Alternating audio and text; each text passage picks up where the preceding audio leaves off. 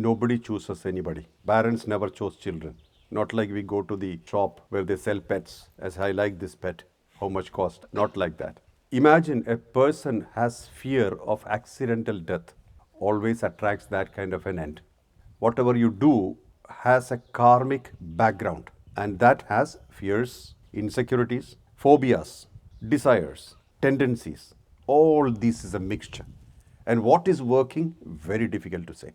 Everything is how we cultivate and how we create. That is why we always say, help the helpless. Look at the sorrows of the world and see what you can do. Do what you can, means within your capacity. If you resonate with what Mohanji is saying, if you are seeking clarity, guidance, or deeper connection, Mohanji goes live every Sunday for a transformational 2-hour Q&A session. He personally answers your questions. For more info and to register, scan the QR code on the screen.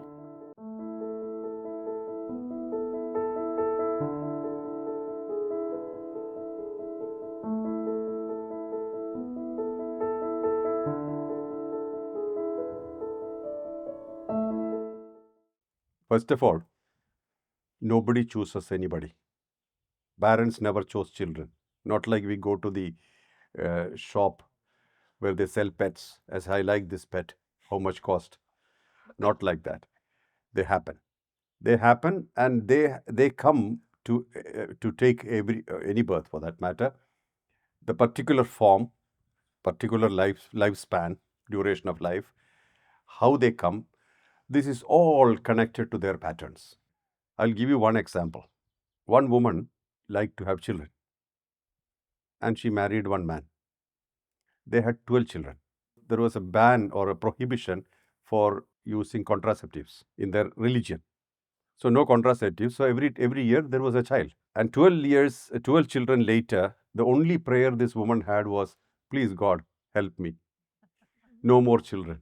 Her only prayer was, no more children. And the next life, she was born and she got married and she was looking forward for a child, but there was no children. They did everything possible, clinically, medically, no children. They went to astrologers. Astrologers said, you have no child in your horoscope, child possibility. Her only prayer in that life, we went to temples, mosques, churches, everywhere. Only prayer was, please God, give me children.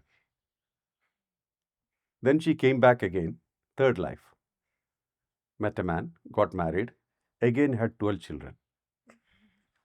And her only prayer was, God, help me. Same. This is the pattern I'm talking about. So, why certain things are happening? There are, as I told earlier, you cannot define karma. Imagine a person has fear of accidental death, always attracts that kind of an end. Many people who have had these things, they had already consulted certain psychologists and said, I have great fear of dying in an accident way. And they actually died that way. These are psychological facts. So everything, whatever you think, whatever you express through words or writing, whatever you do has a karmic background.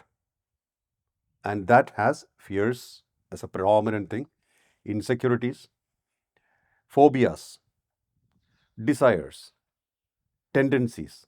All this is a mixture. And what is working? Very difficult to say. Each time what's working? Very difficult to say.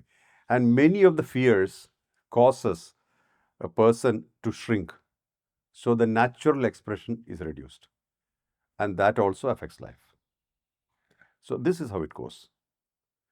Everything is connected to karma. There is no Y in karma. WHY doesn't exist in karma. These are all various dimensions and expressions of karma. Special or not special, all part of it. That's why I told you special needs. Everything. Everything. A person says, oh, my life is bad every because of everybody else, criticizing, comparing, competing, throwing stones. That person will come back in the same category next time. Because you are not in compatibility with the world. When you take another birth, the whole life you did like that, then you take another birth, you will come to fight with everybody. Another person with a lot of harmony with himself, with the environment. When they come back with love. Everything is how we cultivate and how we create. That is why we always say help the helpless. Look at the sorrows of the world and see what you can do. Never sympathize. Never sympathize. Why? You are emotionally getting involved. That you can't get away with it. But empathize. You should feel and do what you can. Do what you can means within your capacity, not as per the expectation of the other. If you think I can perform as per the expectation of the other, mistaken. That's where pain starts. You cannot do that. Instead, you can do as per your capacity, which is good enough. And that really, see, if you have a clear purpose in life, which is of selfless by nature, very, very high chance that purification will become absolute in a lifetime. What happens when purification is absolute? Your sattu guna rises. The guna, which is of gentle and mild nature, rises. We are actually a bundle of gunas. Tamas is the heaviest, Rajas is the action, and Sattva. So Tamas is what most everybody entertains: eating, drinking, sleeping, dying. And Rajas is that there are initiatives, actions. Again, Rajas also is not very pure because there is expectation. When there is an expectation, impurity starts. The thought becomes impure when there is expectation. That's the thing which people talk about being with a master. You have no time to think.